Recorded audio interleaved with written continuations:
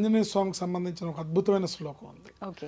ఆ శ్లోకాన్ని జపించడం ద్వారా రోజుకి 41 సార్లు 41 సార్లు జపించడం ద్వారా పిల్లలకి పెద్దలకి ఎగ్జామ్స్కి ప్రిపేర్ అయ్యే వాళ్ళకి చాలామంది పిల్లలు ప్రిపేర్ అవుతారు, బాగా చదువుతారు, తీరా ఎగ్జామ్కి వెళ్ళేసరికి మర్చిపోతారు. అవును, ఈ ప్రాబ్లం చాలామంది పిల్లల్లో ఉంటుంది.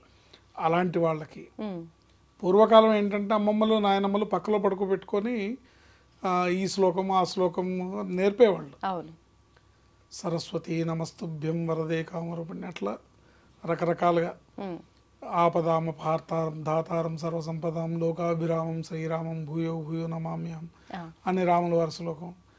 రాత్రి నిద్రపోయేటప్పుడు దుస్వప్నాలు రాకుండా రామస్కందం హనుమంతం వైనతేజం రుకోదరం సైనేత్ స్మరే నిత్యం దుస్వప్నం తస్య నిశ్యతి అని ఇట్లా నేర్పేవాళ్ళు. ఇప్పుడు అమ్మమ్మల తాతయ్యలు అసలు ఉమ్మడి కుటుంబాలే లేవు.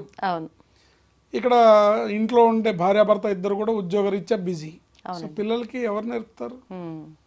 అందుకని ఈ శ్లోకాన్ని కనుక ఎవరైనా సరే రోజుకు 41 టైమ్స్ ఇంకా ఎక్కువగా కూడా కంటిన్యూగా కూడా చదువుకోవచ్చు. ఇది బస్సులో వెళ్తూ, బైక్ మీద వెళ్తూ, కార్లో డ్రైవ్ చేస్తూ కూడా చదువుకోవచ్చు.